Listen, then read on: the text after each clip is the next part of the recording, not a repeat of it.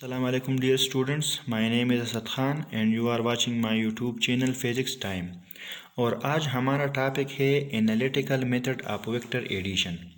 पिछले लेक्चरों में हमने वेक्टर्स को ऐड किया था, लेकिन किस तरीके से ऐड किया था? ज्योमेट्रिकल मेथड से ऐड किया था। अगर आपको याद हो तो हेड टू टेल रूल से हमने वेक्टर्स को ऐड किया था। अब इसी मेथड में, इसी टॉपिक में हम ये पढ़ेंगे कि हम वेक्टर को एनालिटिकल मेथड से कैसे ऐड करेंगे। तो एनालिटिकल मेथड असल में जो पिछले लेक्चर में हमने रिजोल्यूशन ऑफ वेक्टर पढ़ा था, उसके जो कंपोनेंट्स होते हैं, जब हमने कहा था कि जब हम एक वेक्टर को इसके x, ये अगर हमारे पास है वेक्टर a, इसके x कंपोनेंट में और इसके y कंपोनेंट में स्प्लिट करते हैं, तो इस ये एक्स और वाई हमारे पास असल में क्या है? कंपोनेंट है। फिर हमने ये भी बताया था कि अगर ये एक्स और वाई एक दूसरे को परपेंडिकुलर है तो हम इसको रेक्टेंगुलर कंपोनेंट्स बोलते हैं। तो एनालिटिकल मेथड में हम असल में क्या करते हैं? वेक्टर्स को ऐड करते हैं, लेकिन इन रेक्टेंगुलर कंपोनेंट्स की मदद से ऐड करते हैं। रेक्टेंगुलर कंपोनेंट्स क्या मतलब? जब दो कंपोनेंट आपस में एक दूसरे को परपेंडिकुलर हो। तो एनालिटिकल मेथड हमारे पास असल में क्या है? ये हमारे पास असल में है addition of vector by rectangular components. Addition of vectors by rectangular components. इसमें हम असल में वेक्टर को इसके रेक्टेंगुलर कंपोनेंट से यूज़ करते हैं। लेकिन ये जो तरीक़ा है ये बहुत ज़्यादा मैथमेटिकल तरीक़ा है, ठीक है? मैथमेटिकल इन नेचर है, तो ये बहुत ज़्यादा प्रिसाइज भी है और एक्यूरेट भी है। हम कहते हैं कि this analytical method is more precise and accurate in nature.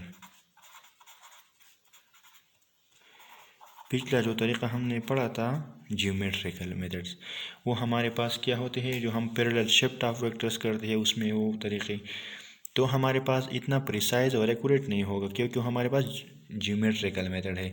लेकिन ये एनालिटिकल मेथड जो है ये बहुत ज़्यादा मैथमेटिकल इन नेचर है, तो ये उससे ज़्यादा प्रिसाइज होगा। अब हम आते हैं कि जब हमारे पास दो वेक्टर्स हो a और b, तो इसको हम मैथमेटिकल एनालिटिकल मेथड से कैसे ऐड करेंगे, ठीक है? तो पहले मैं ग्राफ बना देता हूँ उसका, कार्टेशियन कोऑर्डिनेट सिस्टम वाला। ये हमारे पास एक कार्टेशियन कोऑर्डिनेट सिस्टम है, 2D में, प्लेन में है। अब हमें दो वेक्टर्स दी गई है, एक वेक्टर है a और दूसरा वेक्टर है वेक्टर b। और ये हम वेक्टर a, और हम कहते हैं कि वेक्टर a जो है ये ओरिजिन के साथ या x एक्सिस के साथ कौन सा एंगल बनाता है? Theta a।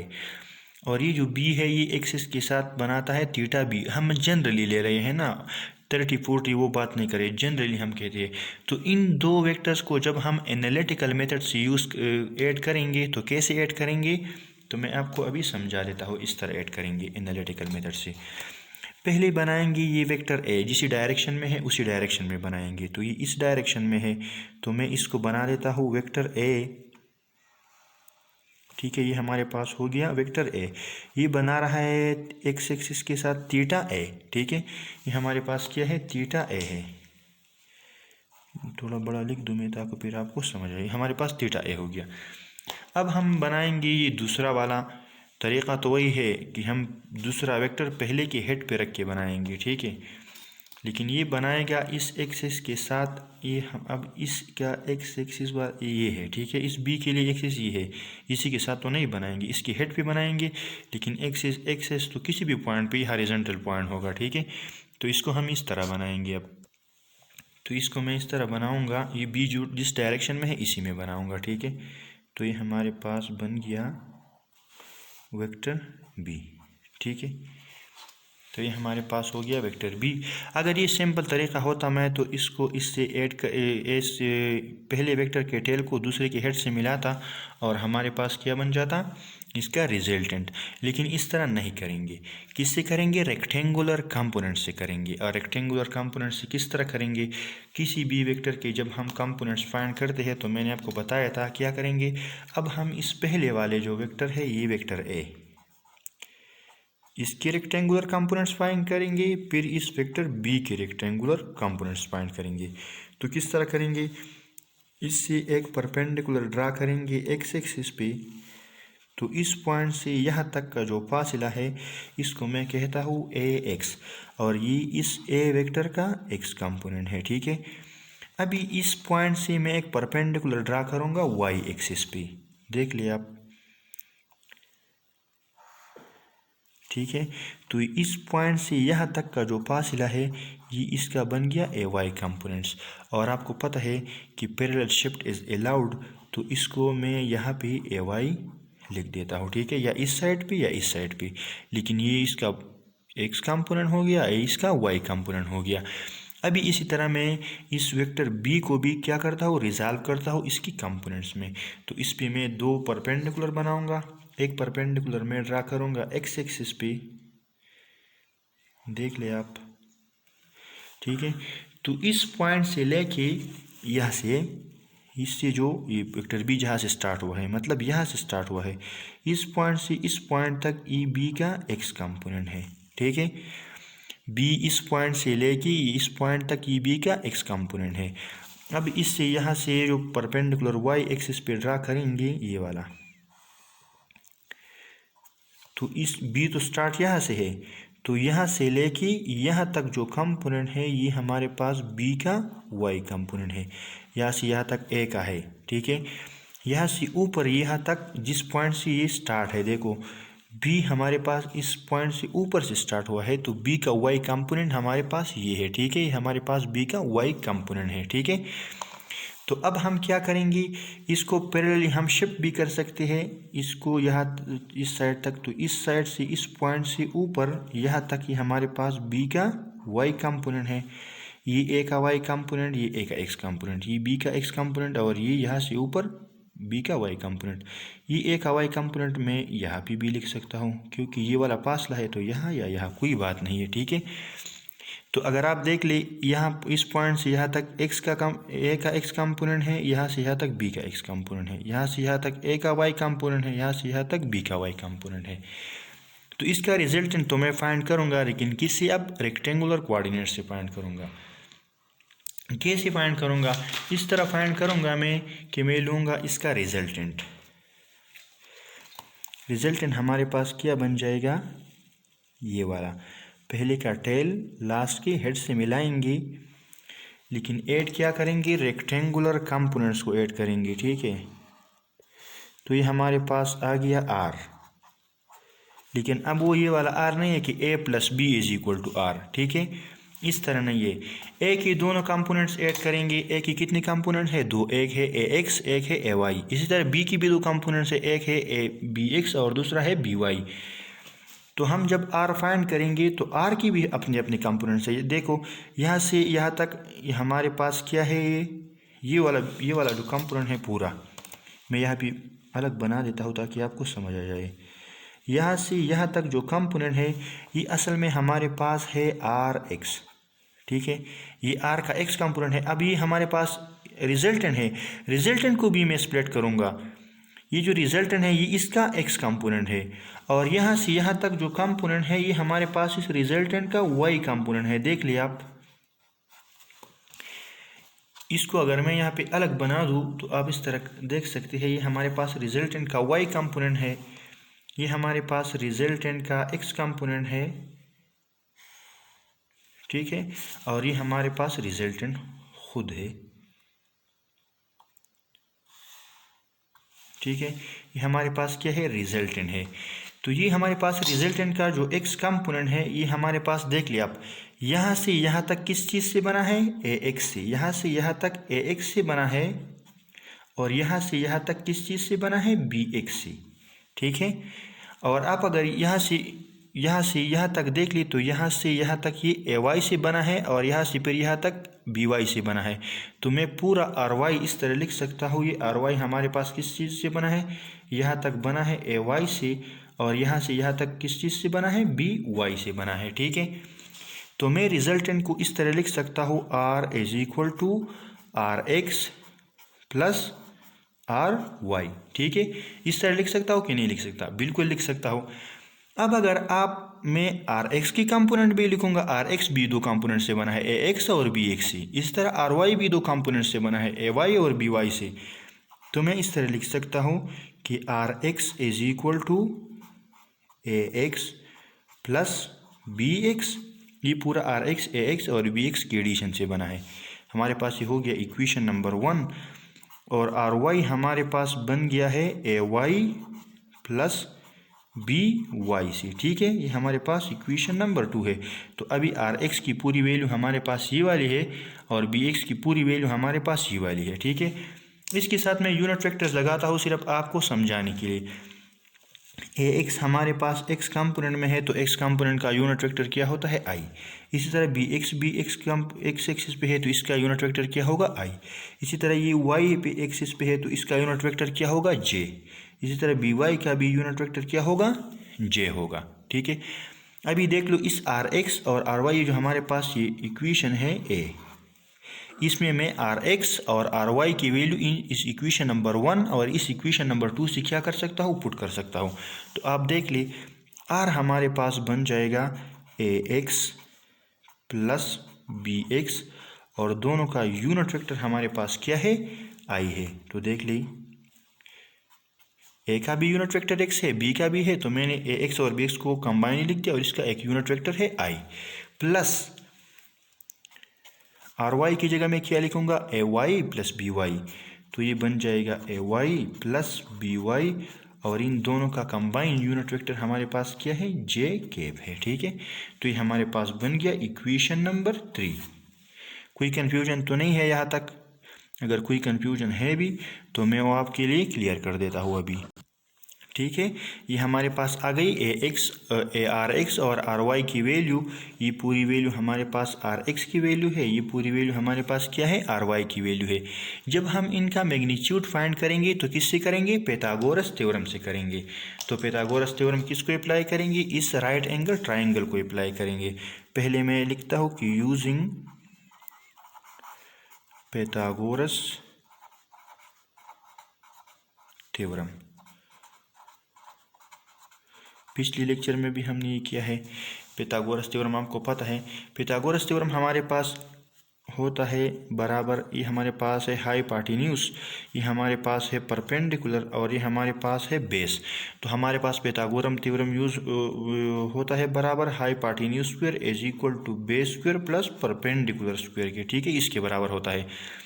तो हाइपोटेन्यूज हमारे पास क्या है आर है, तो हम आर का स्क्वायर लेंगे। बेस हमारे पास पूरा है आर एक्स और आर एक्स की वैल्यू आपको पता है ए एक्स आई प्लस बी एक्स आई है। ठीक है, वो बाद में लिखेंगे। तो ये हमारे पास बराबर होगा आर एक्स स्क्वायर और परपेंडिकुलर हमारे पास क्या है आर वाई है, आर वाई स्क्वायर और आर वाई की स्क्वायर की वैल्यू भी आपको पता है। ठीक है, तो pythagoras थ्योरम से मैं लिखता हूँ कि R square is equal to R X square plus are Y square. ठीक है, लेकिन हमें तो आर स्क्वायर की वैल्यू नहीं चाहिए, हमें तो आर रिजल्टेंट इस आर की वैल्यू चाहिए। तो दोनों साइड पे क्या लगाएंगे, स्क्वायर रूट लगाएंगे। ठीक है, इस साइड पे भी इस साइड पे भी, तो ये दोनों कट जाएंगे।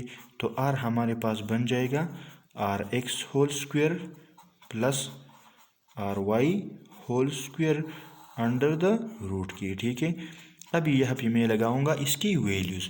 तो इसकी वैल्यूज़ हमारे पास है आर, हमारे पास आर की वैल्यू हो जाएगी, देख लो आप, आर की वैल्यू हमारे पास हो जाएगी, आर एक्स की वैल्यू पुट करो इस इक्वेशन से ए एक्स आई में बाद में लिखूंगा plus B X whole square. यहाँ पे हमारे पास क्या है आई हमारे पास यूनिट वेक्टर है, इस पे इसका स्क्वायर हमारे पास 1 के बराबर होगा। मैं यहाँ पे लिख देता हूँ सिर्फ आपको समझाने के लिए, लेकिन आगे नेक्स्ट स्टेप में मैं ये नहीं लिखूंगा क्योंकि हमारे पास यूनिट वेक्टर है, हम सिर्फ डायरेक्शन के लिए यूज़ करते हैं और इसकी वैल्यू हमारे पास क्या है 1 है। तो 1 को लिखने या न लिखने से इसका कोई मतलब इतना डैमेज नहीं होता। ठीक है, लेकिन यहाँ पे लिखेंगे ज़रूर क्योंकि हमारे पास क्या है वेक्टर क्वान्टिटी है, लेकिन कैलकुलेशन में फिर नहीं लिखेंगे क्योंकि इसकी वैल्यू क्या है 1 है। तो आर एक्स की वैल्यू हमारे पास थी a x plus B x into i plus R Y की वैल्यू हमारे पास है ए y plus b y into j, इस पे स्क्वायर और इसकी निकालेंगे अंडर द रूट। तो ये हमारे पास क्या है आर का मैग्नीट्यूड है और मैग्नीट्यूड के लिए हम क्या लिखते हैं मॉडुलस। ठीक है, तो ये हमारे पास आर की वैल्यू आ गई। कोई कन्फ्यूजन तो नहीं है? ठीक है, ये हमारे पास आर की वैल्यू आ गई, आर का मैग्नीट्यूड आ गया। लेकिन चूंकि ये वेक्टर क्वांटिटी है, मैग्नीट्यूड तो ठीक है आ गया। अब इसका क्या फाइंड करेंगे, डायरेक्शन फाइंड करेंगे। और डायरेक्शन के लिए कौन सा ट्रिग्नोमेट्रिक रेशियो यूज़ करेंगे, टेंजेंट थीटा। ठीक है, ये हमारे पास आर का मैग्नीट्यूड आ गया। अब आर का डायरेक्शन फाइंड करेंगे, तो मैं हाथ से बना देता हूँ ये वाला ट्राइंगल, लेकिन आपको हाथ से नहीं बनाना। ठीक है, ये हमारे पास है आर वाई, ये हमारे पास है आर एक्स, और ये हमारे पास है आर। ठीक है, और आपको ये भी पता है कि आर एक्स और आर वाई किन चीज़ों के बराबर है। यहाँ पे मैं लिख देता हूँ, आर एक्स हमारे पास बराबर है ए एक्स प्लस बी एक्स की, और आर वाई हमारे पास बराबर है ए वाई प्लस बी वाई की। ठीक है, अब जब हम डायरेक्शन फाइंड करते हैं, तो डायरेक्शन के लिए आपको पता है हमने कौन सा ट्रिग्नोमेट्रिक रेशियो यूज़ करना है, टेंजेंट थीटा। और टेंजेंट थीटा हमारे पास बराबर होता है किस चीज़ की, टेंजेंट थीटा हमारे पास बराबर होता है परपेंडिकुलर डिवाइडेड बाय बेस की।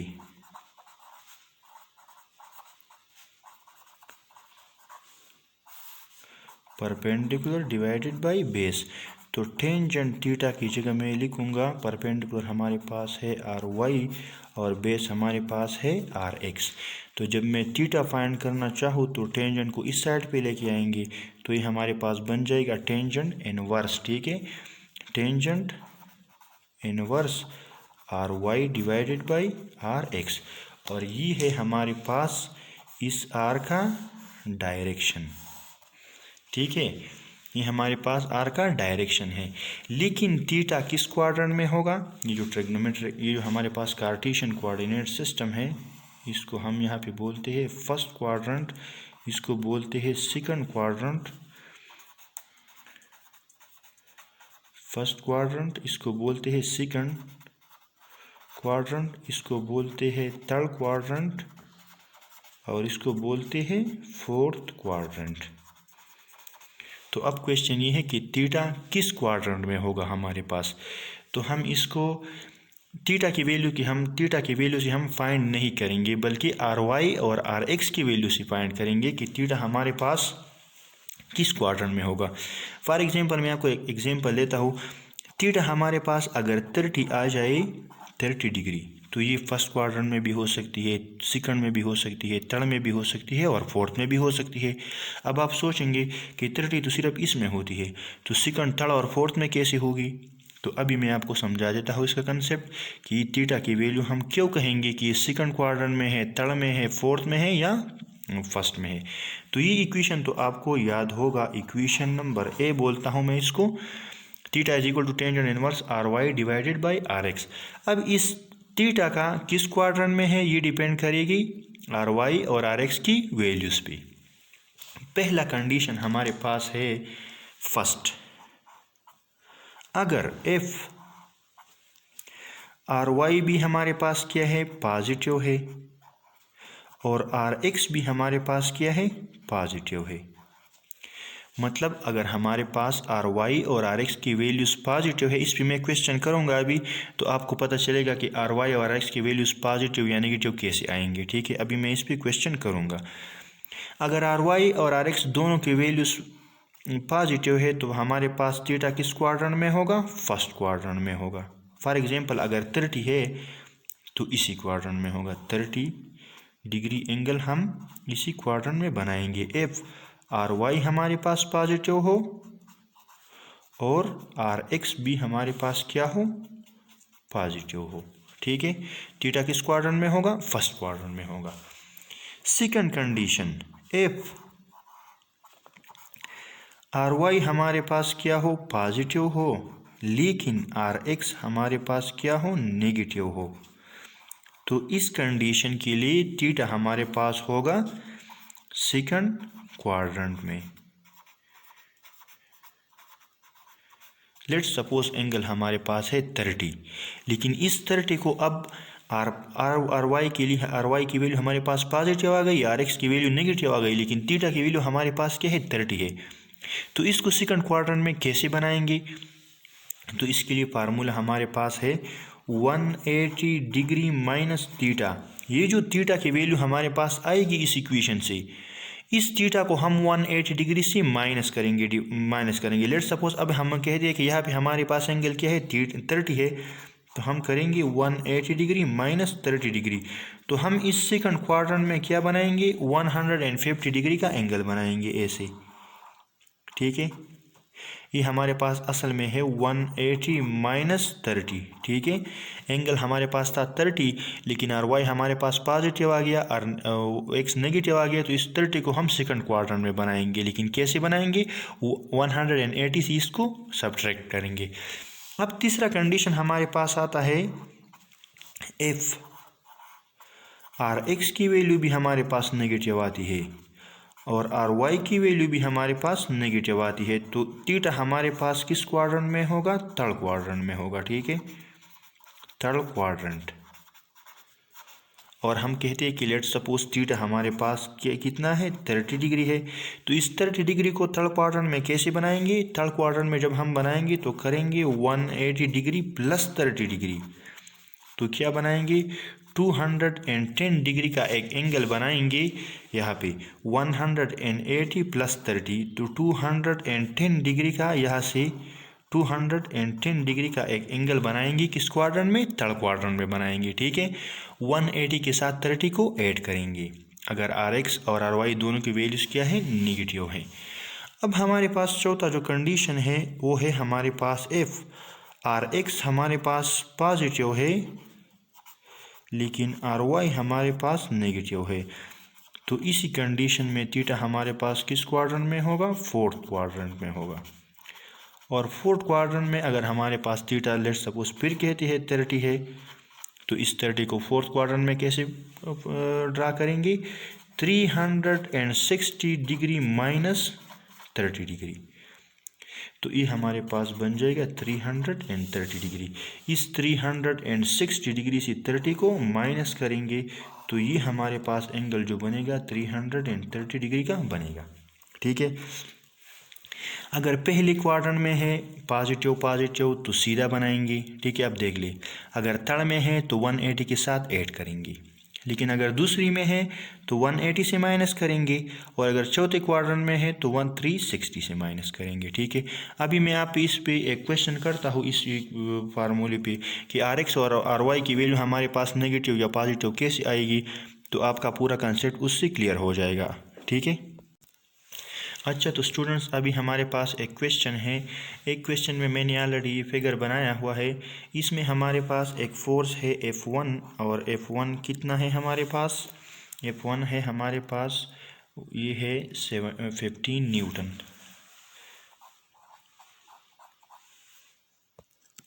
देख लिया, F1 हमारे पास कितना है 15 न्यूटन है। और इस F1 का जो आप एक्स एक्सिस के साथ एंगल देखते हैं वो θ1 इसको मैं कहता हूँ, ये हमारे पास कितना है 70 डिग्री है, ठीक है। ये मैं अभी क्वेश्चन में कैलकुलेशन में पुट करूँगा। F1 में कहूँगा तो 15 न्यूटन, F2 θ1 में कहूँगा तो 70 डिग्री, ठीक है। तो आपको इसमें फिर कोई कन्फ्यूजन नहीं होनी चाहिए। अगर आप देख ले F2 को, F2 हमारे पास है 25 न्यूटन, ये हमारे पास है 25 न्यूटन है। और θ2 जो है हमारे पास वो है 220 डिग्री। तो मैंने फिगर ऑलरेडी बनाया हुआ है कि हमारे पास F1 इसी डायरेक्शन में है, 70 डिग्री का एंगल बना रहा है एक्स एक्सिस के साथ, ठीक है। हमारे पास एक्स एक्सिस है और F2 जो है वो एक्सिस के साथ 220 का एंगल बना रहा है और 25 न्यूटन है। तो ये अब हमारे से मांग रहा है ये रिजल्टेंट फोर्स कि इन दोनों फोर्सेस का रिजल्टेंट फोर्स Fr कितना होगा, ठीक है। ये हमसे मांग रहा है इस इक्वेशन में। तो हमें तो पता है एनालिटिकल मेथड से या रेक्टेंगुलर कोऑर्डिनेट से कि Fr के हमारे पास जो रिजल्टेंट फोर्स है इसके हमारे पास दो ही कंपोनेंट्स होंगे। एक हमारे पास होगा Fr का x कंपोनेंट और दूसरा हमारे पास होगा Fr का y कंपोनेंट, ठीक है। तो इस इक्वेशन को मैं देता हूँ कैपिटल A।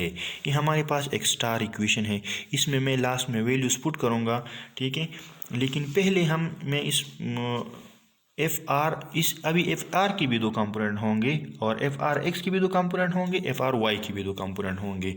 मैं लिखता हूँ कि एफ आर एक्स जो हमारे पास है इसकी दो कंपोनेंट्स कौन कौन से होंगे। एक होगा F1 का एक्स कंपोनेंट और दूसरा होगा F2 का एक्स कंपोनेंट। जैसे हमने ए और बी की एक्स एक्स और वाई वाई कंपोनेंट्स फाइंड किए थे, तो फोर्स 1 की भी दो कंपोनेंट्स होंगे और फोर्स 2 की भी दो कंपोनेंट्स होंगे। हर एक के एक्स एक्स कंपोनेंट भी होंगे, वाई वाई भी होंगे। तो F1 का एक्स कंपोनेंट और F2 का एक्स कंपोनेंट, इसको कंबाइनली हम FRX कहते हैं। ठीक है, हमारे पास होगा इक्वेशन नंबर 1।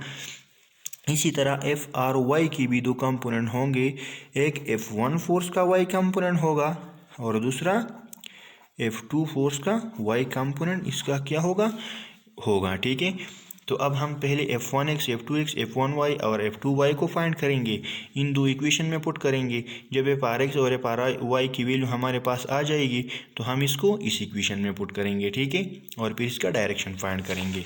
बहुत ज़्यादा सिंपल है। इस पेज को मैं डिवाइड करता हूँ ताकि पूरा कैलकुलेशन इसी एक पेज पे आए, ताकि आपको समझ आ जाए। ठीक है, पहले मैं करता हूँ F1x की वैल्यू फाइंड। ठीक है, ये वाली वैल्यू मैं फाइंड करता हूँ। तो F1x की वैल्यू हमारे पास होगी, ये जो हमारे पास x है, x के लिए हम कौन सा ट्रिग्नोमेट्रिक रेशियो यूज़ करते हैं, cos थीटा। तो ये हमारे पास होगा F1 cos थीटा 1। ठीक है, चूँकि F1 है और इसका x कंपोनेंट है तो मैं फोर्स F1 लगाऊंगा और थीटा भी 1 लगाऊंगा। तो F1x हमारे पास होगा, F1 हमारे पास कितना है मैंने आपको यहाँ पे बताया हुआ ऑलरेडी। अभी मैं डायरेक्ट वैल्यू पुट करूँगा 15 न्यूटन। ठीक है, मैं सिर्फ 15 लगाता हूँ, अगर आप न्यूटन भी लगाना चाहे तो ठीक है। और cos थीटा 1 हमारे पास कितनी है, 70 डिग्री। ठीक है, तो आप जब इसको कैलकुलेट करेंगे, cos 70 की वैल्यू को आप 15 से मल्टीप्लाई करेंगे तो आपके पास F1x की वैल्यू आएगी 5.13 न्यूटन। ठीक है, मैं इसको एनसर्कल कर देता हूँ।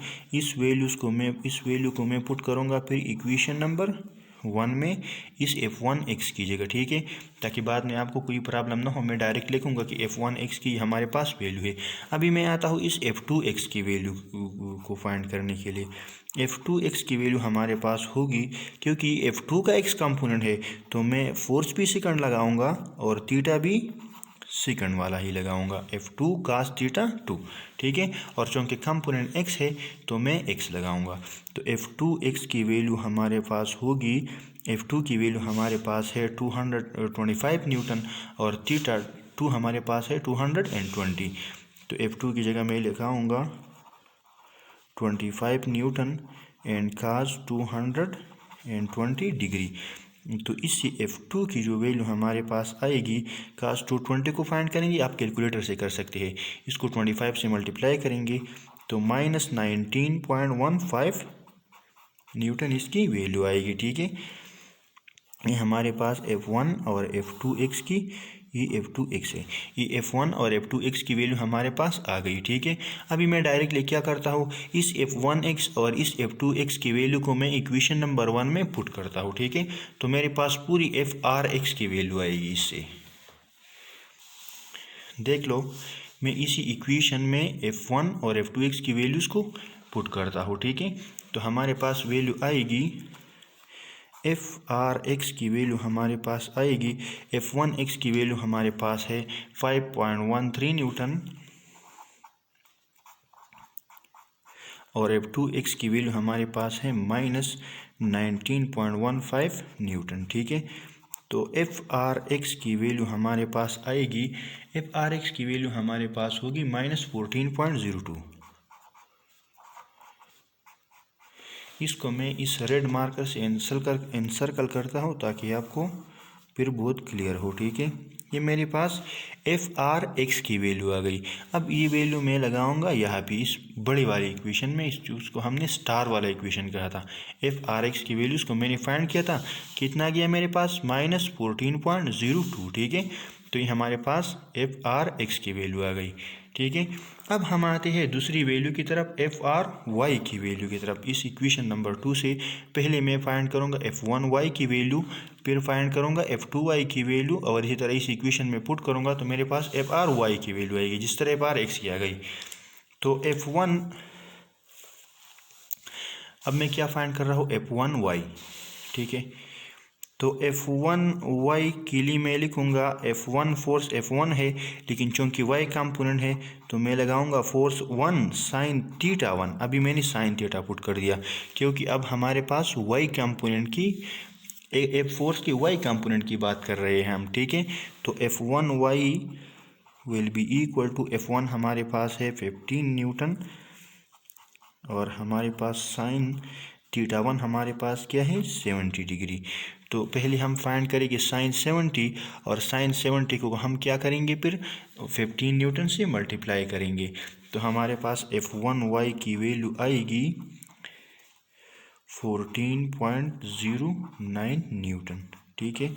इसको मैं इंसर्कल कर देता हूँ ब्लैक से, ठीक है। अभी मैं फाइंड करूँगा F2y की वैल्यू और F2y की वैल्यू हमारे पास आएगी second force into sine theta 2 second theta.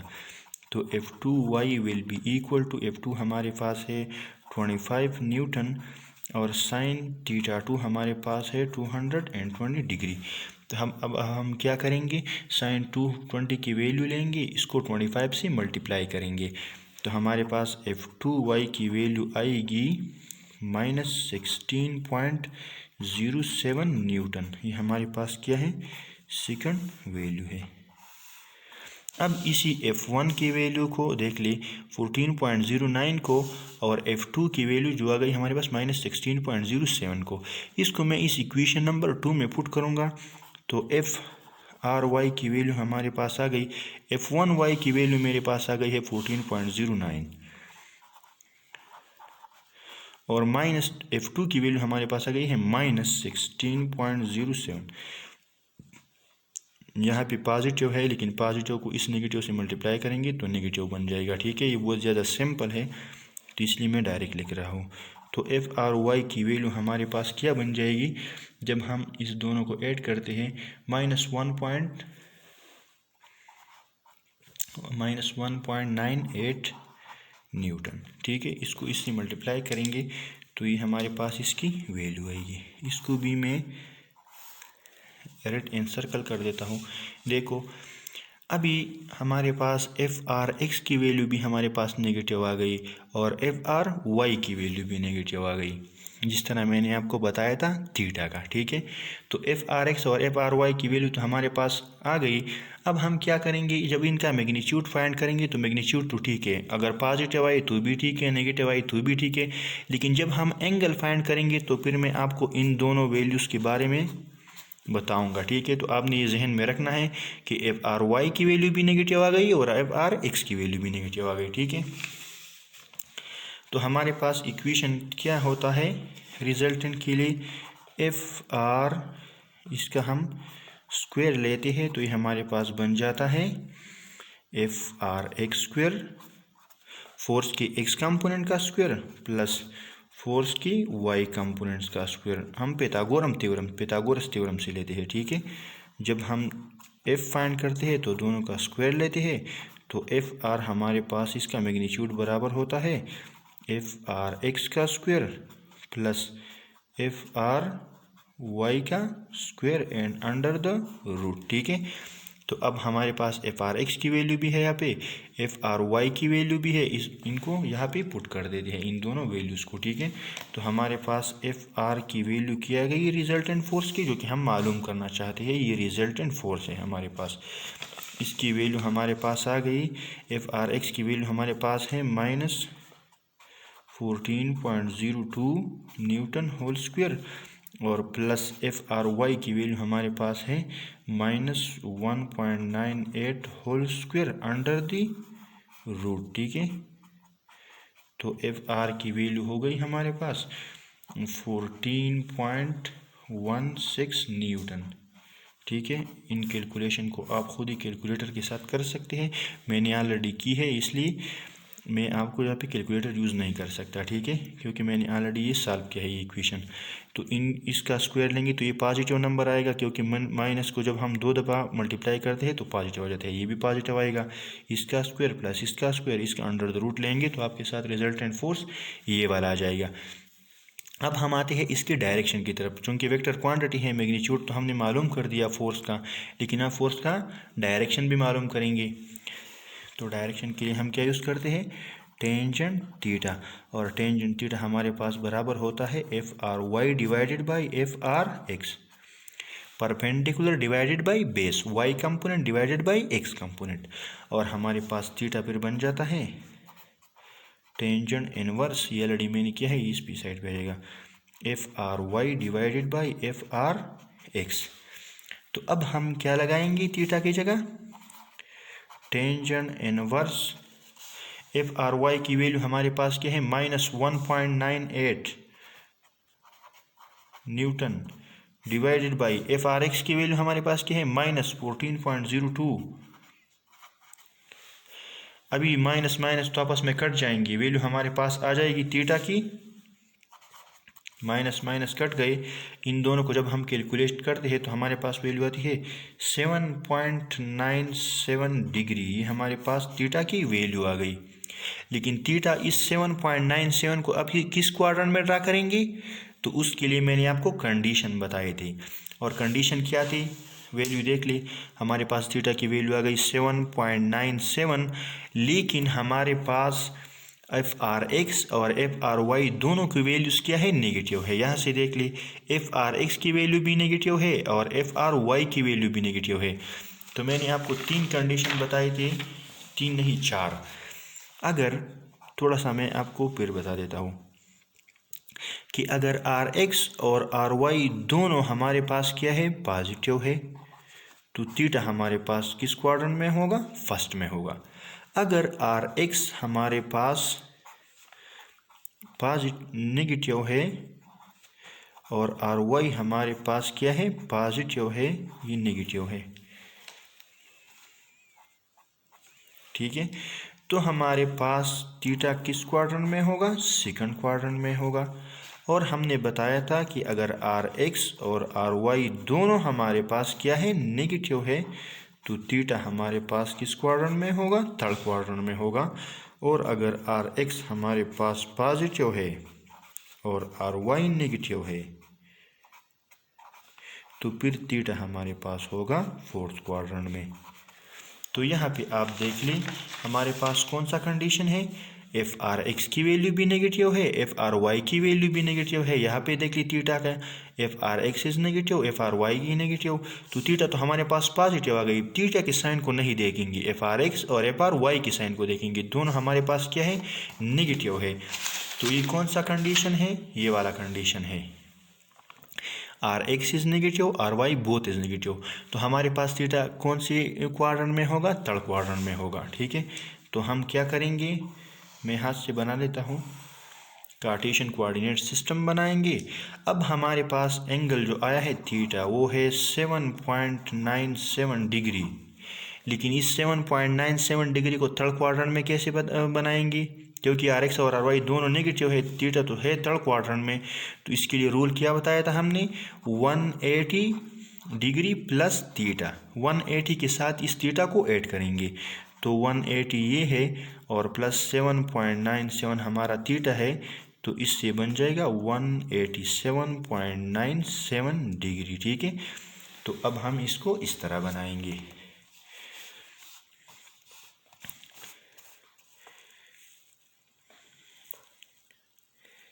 180 ये है और इसके साथ 5 और 7 187.57 ये आ जाएगा।